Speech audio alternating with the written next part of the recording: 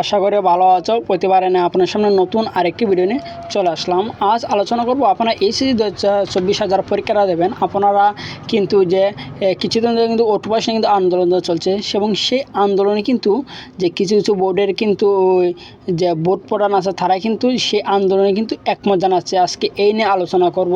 তার আগে বই নিয়ে আপনি যদি এই চ্যানেল নতুন হয়ে থাকেন তারা আপনার সাথে রিকোয়েস্ট থাকবে যে এই ধরনের নিত্য নতুন ভিডিও সবার আগে পাওয়ার জন্য অবশ্যই চ্যানেলটি সাবস্ক্রাইব করে পাশে থাকবেন, কারণ আপনার লাইক এবং সাবস্ক্রাইবের কারণে কিন্তু নতুন আরেকটা ভিডিও তৈরি করার অনুপ্রেরণা সৃষ্টি করে। আমরা সেই ভিডিওতে চলে যাই। এখানে দেখতে পাচ্ছেন যে ওটুপাসের দাবিতে সিলেটের এইচএসসি পরীক্ষার্থী সড়ক অবরোধ, কিন্তু যে শুধু সিলেট না, যে সারা বাংলাদেশে কিন্তু এই ধরনের কিন্তু অবরোধ চলছে। কিন্তু আজ যে ওটুপাসের দাবিতে কিন্তু সিলেটে এইচএসসি 2024 যারা আছে, শুধু সিলেট না সারা বাংলাদেশেই, যে সিলেটে এইচএসসি ওটুপাসের দাবিতে শিক্ষার্থীরা 2 ঘন্টা সড়ক অবরোধ করেছেন। শনিবার বিকালে নগরীর চৌহাট্টা এই কর্মসূচি পালন করে তারা। এদিন সিলেটের বিভিন্ন কলেজে শিক্ষার্থীরা জড়ো হয়ে সড়ক অবরোধ করে এবং এই সময় আন্দোলনকারী শিক্ষার্থীরা বলেন যে বৈষম্য বিরোধী ছাত্র আন্দোলনের কারণে একাদশ শ্রেণীর পরীক্ষা ব্যাঘাত ঘটেছে কয়েক দফায়। যে কয়েকটি বিষয়ে পরীক্ষা অনুষ্ঠিত হলে একাধিক বিষয়ে পরীক্ষা স্থগিত করা হয় এবং আন্দোলনকারীরা স্থগিত হওয়া পরীক্ষাগুলো বাতিল করে ওটুপাসের দাবিতে স্লোগান দেয় এবং শিক্ষার্থীরা জানায় যে দাবি না মানা হলে আরও কঠোর কর্মসূচি হবে। তারা বলছে তারা যে ওটুপাসের দাবি যদি এই দাবি যদি না মানা হয় তারা কিন্তু তারা আরও কঠোর কিন্তু আন্দোলন কিন্তু আরও কঠোর হবে। তারা কিন্তু এখানে বলেছে যে কঠোর কর্মসূচি দেওয়া হবে।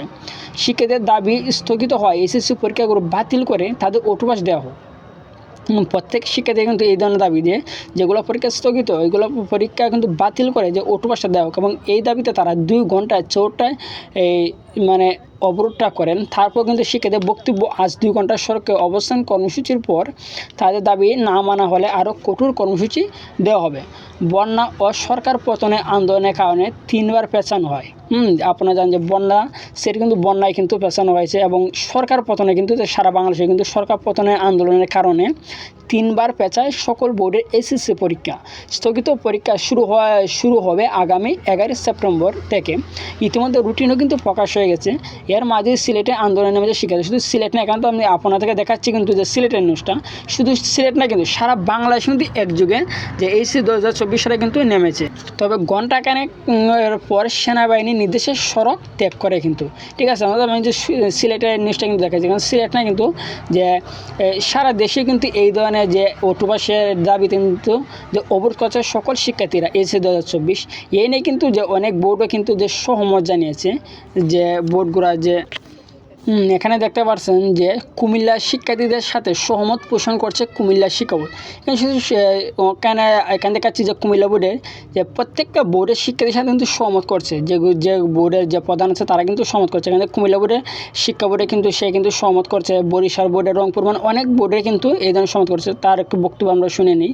যেখানে দেখতে পাচ্ছেন যে ভিডিওটা, কখন পরীক্ষা পরিচালিত হবে, কখন রেজাল্ট হবে, কি সিলেবাস হবে, সব নির্ধারিত হয়। শিক্ষা বোর্ড এই দায়িত্বটা সরাসরি করে না।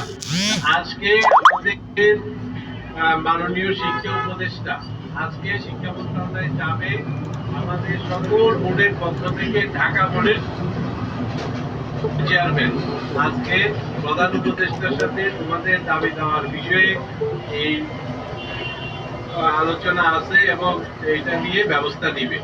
তোমাদের যদি কোনো স্মারকপত্র থাকে আমাদের দিয়ে দাও, আমরা এটা ঢাকায় এখনই পাঠাই। হ্যাঁ, আর দাবি দেওয়া আমরা জানি, আমরাও চাচ্ছি। আমরা করোনার সময় বিশেষ ব্যবস্থা নেওয়া হয়েছে। আমরা সমস্ত বিষয় সকালে এসে বলেছি যে করোনার সময় আমাদের অভিজ্ঞতা আছে,